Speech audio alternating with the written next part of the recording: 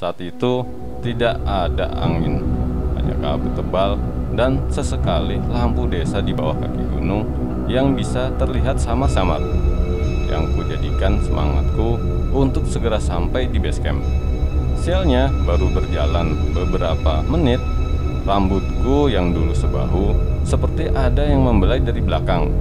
Bahkan, aku bercerita seperti ini saja membuatku merinding. Kejadian rambutku dibelai, entah oleh siapa. Ini bukan cuman terjadi sekali, tapi berkali-kali, bahkan puluhan kali. Seolah dia bilang, "Nengok ke belakang sini dong ganteng."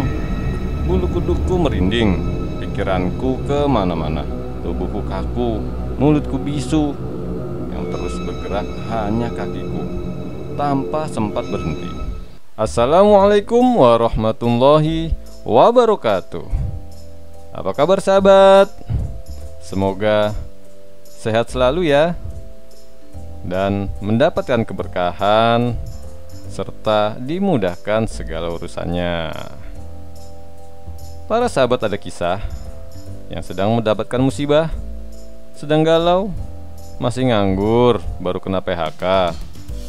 Semoga Tuhan Yang Maha Esa senantiasa memberikan kesehatan, kekuatan, keberkahan, dan dimudahkan segala urusannya.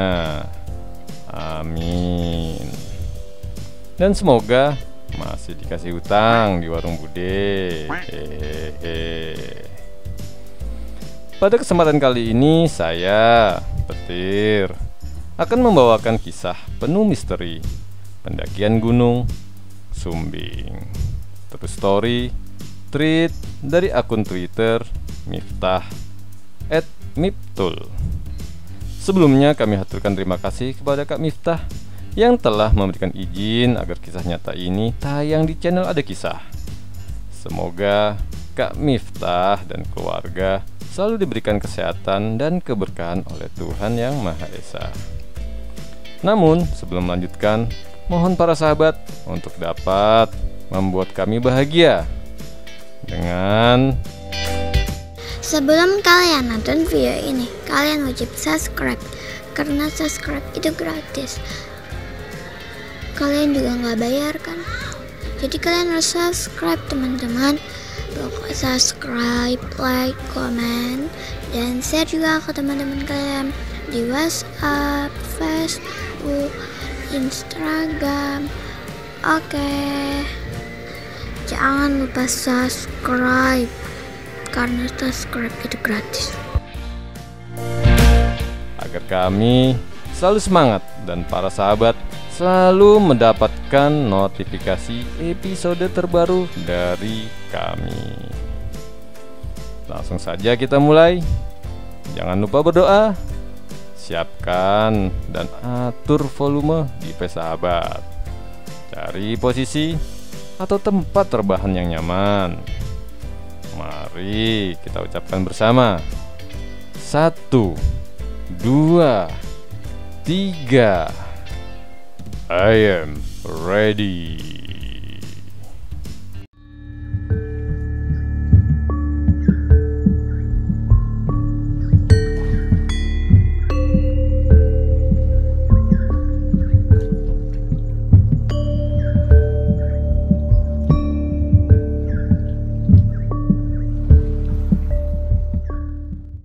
Hai, assalamualaikum.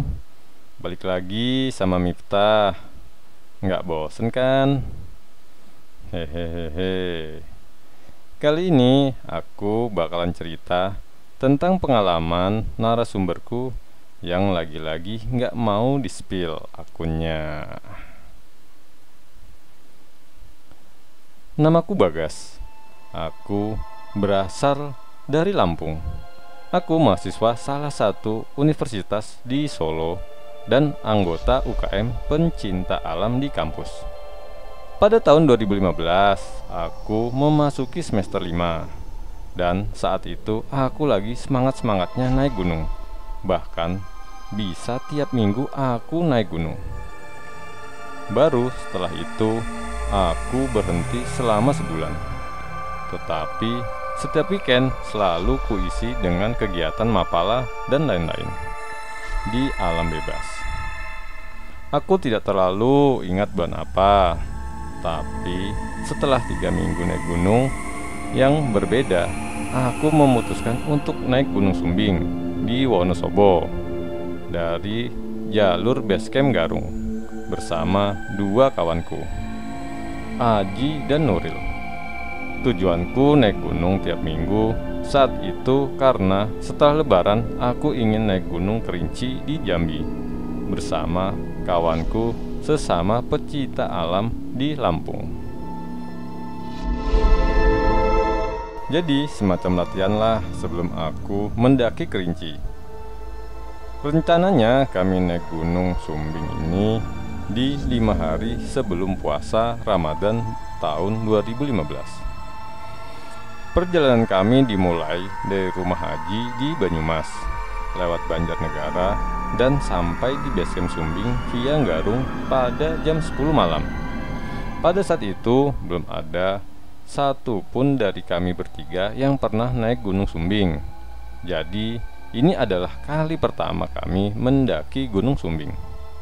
Dan bodohnya, karena ngejar waktu, dari hari Sabtu jam 10 malam kami nekat memulai perjalanan.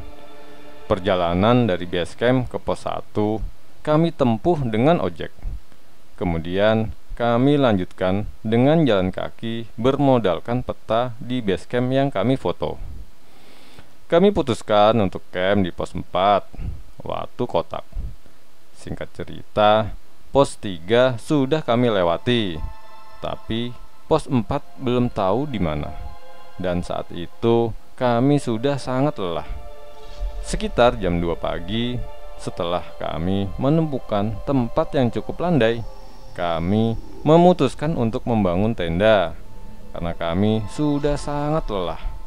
Dan pos 4 juga belum terlihat. Tempat kami ngecamp bernama Pasar Watu. Tempatnya datar, namun hanya seperti punggungan bukit dan hanya muat 1 tenda dan sedikit jalan yang seharusnya bukan jadi tempat camp, dan maaf mengganggu jalan pendaki lain. Temanku Aji dan Nuril adalah orang yang taat agamanya. Bahkan saat mendaki mereka juga selalu sempatkan untuk sholat. Tidak seperti aku yang sering keceplosan berkata kasar, walau selalu minta maaf juga kalau pas keceplosan di gunung. Pagi pun tiba, aku bertugas memasak nasi. Nuril dan Aji yang menyiapkan sayur dan minuman hangat. Kemudian, ku lihat temanku Aji berjalan sedikit pincang. Aku bertanya padanya, "Sikilmu ngopo, Ji? Kakimu kenapa, Ji?" Aji pun menjawab, "Buh iki mau subuh aku nguyuh, terus kepleset. Sikilku ketatap batu. Tapi kok aneh ya, sing ketatap kiwo kok sing loro tengen. Nggak tahu, ini tadi pagi aku kencing, terus kepleset. Kakiku terbentur batu. Tapi kok aneh ya, yang kena batu kaki sebelah kiri, tapi yang sakit kaki yang kanan." Tanpa berpikir panjang, kami pun makan untuk mengisi tenaga menuju puncak. Perjalanan menuju puncak biasa saja. Bahkan si Aji tidak mengeluh kakinya sama sekali. Setelah melewati pos 4 Watu Kotak, yang ternyata lokasinya lumayan dekat dengan tempat kami ngecamp. Singkat cerita, kami sudah sampai puncak. Seperti biasa, kegiatan kami berfotoria. Setelah cukup beristirahat, sekitar jam 2 siang kami turun dari puncak. Dan di sini keanehan mulai terjadi. Kawanku, si Aji, mulai berkeringat parah, seperti menahan sakit sampai mukanya pucat dan tidak bisa berjalan cepat untuk turun dari puncak. karena Aji mengalami cedera di kaki. Jadi, untuk mempersingkat waktu, aku memutuskan untuk turun lebih dahulu ke camp. Sekalian masak dan beres-beres agar nanti saat mereka sampai semua sudah siap. Setelah menunggu cukup lama, sekitar jam 4 sore, akhirnya mereka sampai. Aji langsung merebahkan dirinya di dalam tenda yang sudah kulepas frame-nya, tinggal dilipat saja. Kemudian kami makan bersama. Tapi anehnya kawanku si Aji ini mulai tidak bisa diajak bercanda dan lebih banyak diam. Tidak seperti biasanya. Saat itu aku hanya berpikir mungkin dia lebih banyak diam karena kelelahan, apalagi kakinya sedang sakit. Oh iya, aku lupa bilang, kalau sebelum kami memulai pendakian, aku selalu briefing kawan-kawan agar nanti saat mendaki, hal janggal apapun yang bakalan kami alami, lihat atau dengar, simpan dulu di hati, dan baru cerita saat sudah selesai sampai ke base camp. Lanjut, setelah selesai makan, kami packing barang bawaan dan segera turun ke pos 3 yang terlihat dari pos Pasar Watu. Tampak tidak begitu jauh. Mulai turun dari Pasar Watu, Aji sudah tidak mau diajak ngobrol, bahkan hanya menjawab dengan mengangguk atau menggelengkan kepala saja. Muka Aji juga pucat sampai ke bibir, seolah kami sedang bersama orang lain. Padahal Aji adalah anak yang ceria dan suka bercanda denganku. Saking lamanya perjalanan, kami sampai di pos 3 saat matahari sudah tenggelam. Setelah istirahat sejenak, matahari pun hilang dan kami pun menyalakan senter masing-masing untuk penerangan kami sambil terus berjalan. Dengan formasi Nuril berada di depan, Aji di tengah, dan aku di belakang. Untuk memecah keheningan, aku menyalakan musik lewat MP3 di ponselku.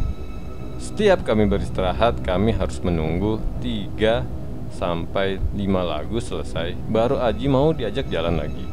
Itu pun dia selalu berusaha tidur, sampai sesekali harus kutampar pipinya agar kesadarannya tetap terjaga.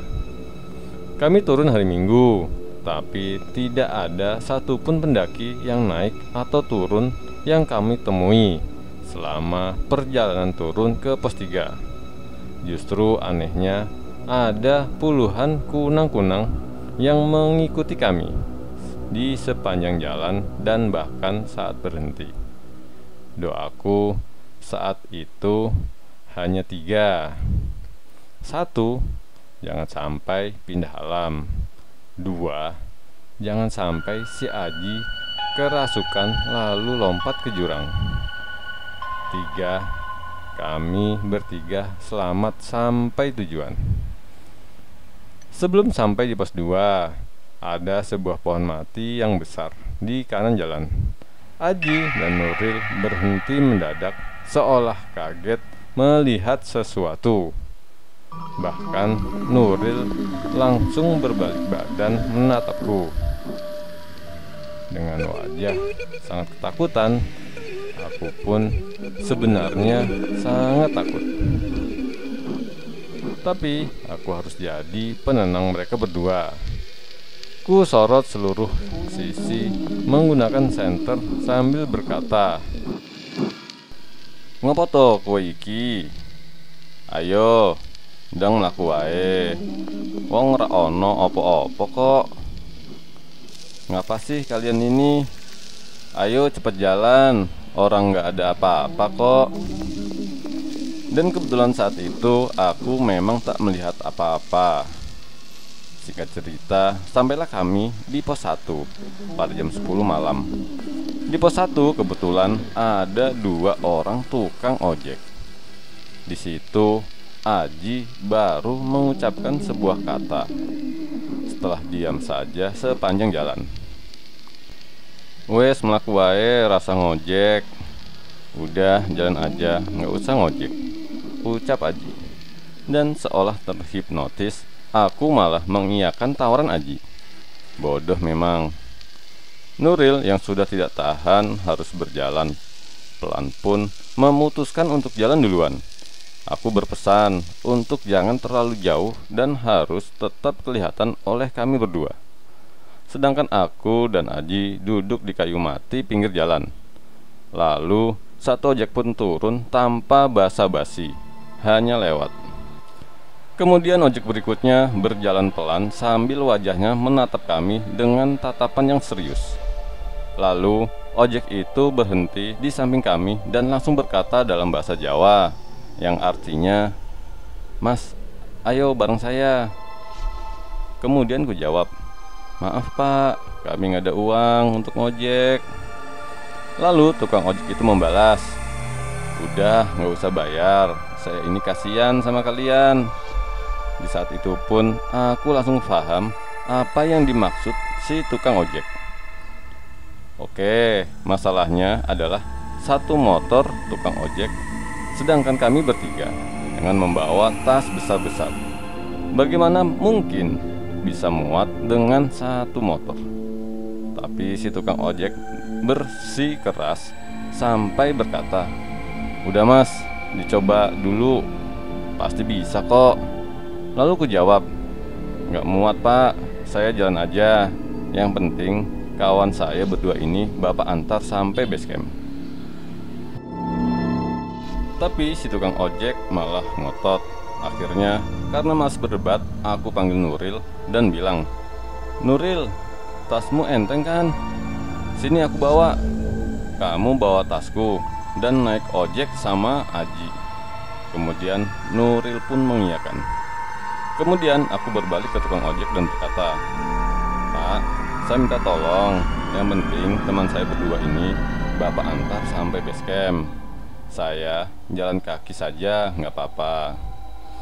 Sambil aku mulai berjalan turun, kemudian tukang ojek pun menaruh tas mereka berdua di tengah motor dan membonceng kedua temanku dengan posisi Aji di tengah dan Nuril di belakang. Setelah itu tukang ojek mulai jalan dan memepetku yang sedang berjalan kaki sambil berkata, "Mas, deket sini dulu, saya omongin." Dengan deg-degan sekaligus penasaran, aku menjawab, "Ada apa pak?" Kemudian si tukang ojek itu membaca mantra menggunakan bahasa Jawa tepat di depan wajahku. Aku hanya terbengong, diam, takut, bingung, lelah. Semuanya campur aduk. Lalu tukang ojek itu mengusapkan tangannya ke wajahku sambil turun ke dadaku. Dan itu membuat semakin nggak bisa berkata apa-apa. Lalu si bapak tukang ojek berkata, "Yaudah mas, jangan khawatir. Kawannya akan saya antar sampai ke base camp. Pokoknya mas jalan terus saja. Cuma saya minta satu hal." Dengan penasaran, aku menjawab, "Apa pak?" Si tukang ojek melanjutkan, "Mas, jalan terus saja. Pokoknya apapun yang terjadi, jangan menengok ke belakang." Kemudian tukang ojek itu pun langsung melanjutkan motornya, menuruni pos 1, meninggalkanku dalam kabut tebal sendirian. Kebingungan dan ketakutan. Kayaknya baru kali ini aku merasa ketakutan yang sangat luar biasa hebat. Setelah mereka menghilang tertutup kabut, aku memutuskan untuk jalan terus.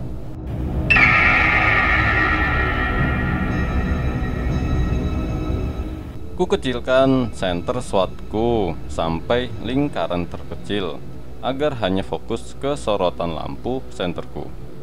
Saat itu tidak ada angin, hanya kabut tebal dan sesekali lampu desa di bawah kaki gunung yang bisa terlihat samar-samar, yang kujadikan semangatku untuk segera sampai di base camp. Sialnya baru berjalan beberapa menit, rambutku yang dulu sebahu seperti ada yang membelai dari belakang. Bahkan aku bercerita seperti ini saja membuatku merinding. Kejadian rambutku dibelai, entah oleh siapa. Ini bukan cuman terjadi sekali, tapi berkali-kali, bahkan puluhan kali.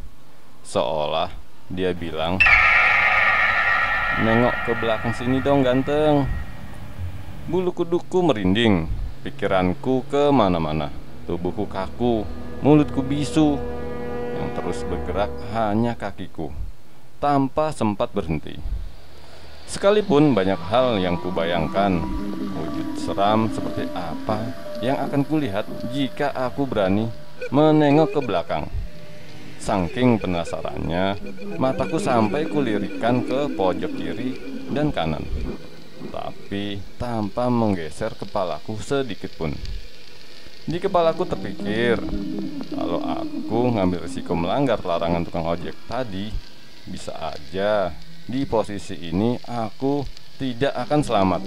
Dan sudah jelas kawanku aman sampai base camp. Ku percepat ceritanya. Singkatnya, aku sudah sampai di gerbang base camp. Banyak sekali pendaki di sana. Kulihat satu persatu dari mulai tas dan wajah tiap orang, tapi kedua kawanku tak kunjung terlihat. Aku berpikir mungkin saja mereka berada di dalam base camp. Kemudian aku berdiri di pintu base camp sambil melihat tiap orang, tapi kawanku tidak juga terlihat.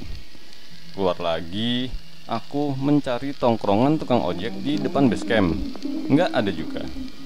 Di situ aku mulai panik. Aku berpikir, jangan-jangan cuman aku yang selamat. Jangan-jangan tadi tukang ojek jadi-jadian. Dan segala kemungkinan yang ada dalam kepalaku campur aduk. Akhirnya aku mencoba menenangkan diri. Ku taruh tasku di tiang base camp. Ku lepas sepatuku. Ku pakai sendal dan berjalan ke WC base camp. Tak lupa aku cek lagi apakah temanku ada di WC. Dan hasilnya nihil. Tidak ada temanku di sana. Setelah aku cuci tangan dan kaki, aku kembali ke dalam base camp dan duduk bersandar di tasku sambil bengong.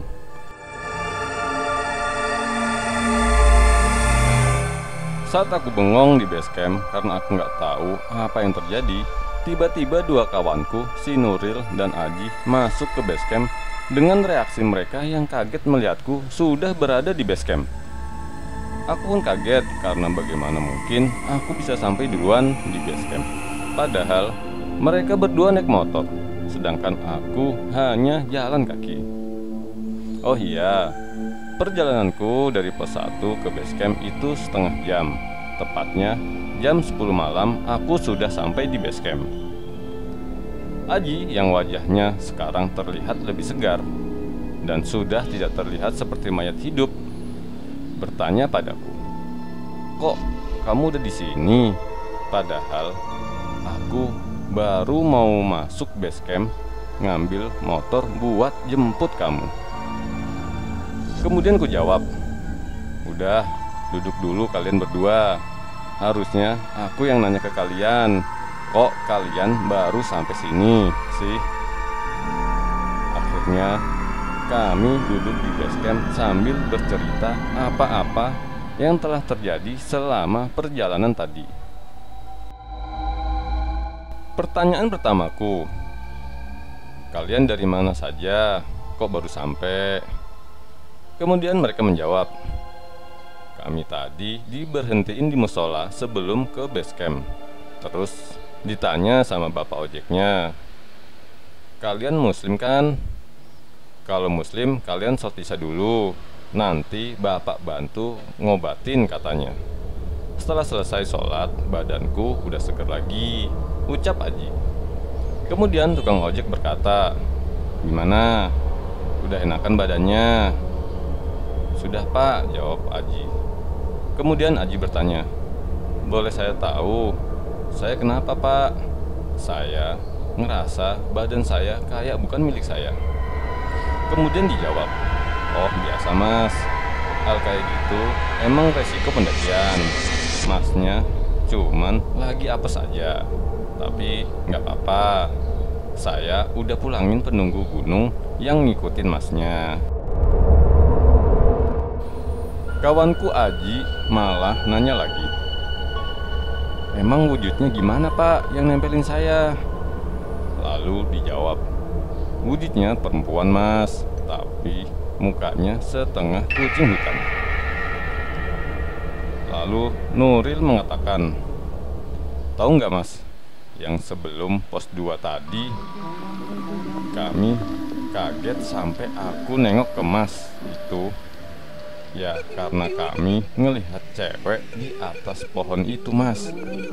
Kayak senyum-senyumnya dia. Karena kayaknya Mas nggak ngelihat, jadi aku diam aja, sesuai perjanjian kita sebelum mendakian. Aku bergumam dalam hati, kalau aku ngelihat, nggak mungkin aku berani mau jalan sendirian dari pos 1 ke base camp jam setengah 10 malam. Gumanku. Terus Aji menimpali dengan berkata, Gas, makasih banget ya kamu udah nampar-namparin aku setiap aku mau tidur saat kita istirahat. Tapi itu aku kayak berusaha banget buat jaga kesadaran, tapi susah. Untung kamu tampar-tamparin.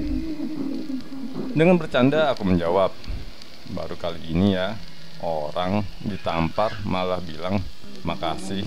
Hahaha. Lalu dengan wajahnya yang serius Aji menjawab, tapi sumpah Gas, tiap aku nggak sengaja ketiduran sebentar, mimpiku. Mimpi gimana Ji? Sautku. Aku selalu mimpi kayak di jalan setapak yang gelap. Aku cuman jalan aja ngikutin kakek pakai pakaian adat Jawa dengan lampu minyak tanahnya. Dan sesekali aku mimpi nonton wayang, tapi nggak ada yang mainin alat-alatnya, tapi ada bunyi-bunyi dan wayangnya bergerak sendiri, ucap Aji. Sambil nahan air mata, aku berkata kepada Aji, Alhamdulillah Cuk, untung banget kamu gak bablas. Soalnya aku ingat kata kakekku, kalau temen kayak ketempelan gitu harus dijaga terus biar dia tetap sadar. Akhirnya kami cerita panjang lebar tentang pengalaman horor yang kami alami. Dan hari Senin paginya kami berangkat pulang ke Solo. Oke friend, udah selesai ceritanya. Semoga terhibur ya. Mohon maaf bila ada kesalahan dalam penulisan. Jangan lupa follow untuk update kisah horor selanjutnya. Wassalamualaikum warahmatullahi wabarakatuh.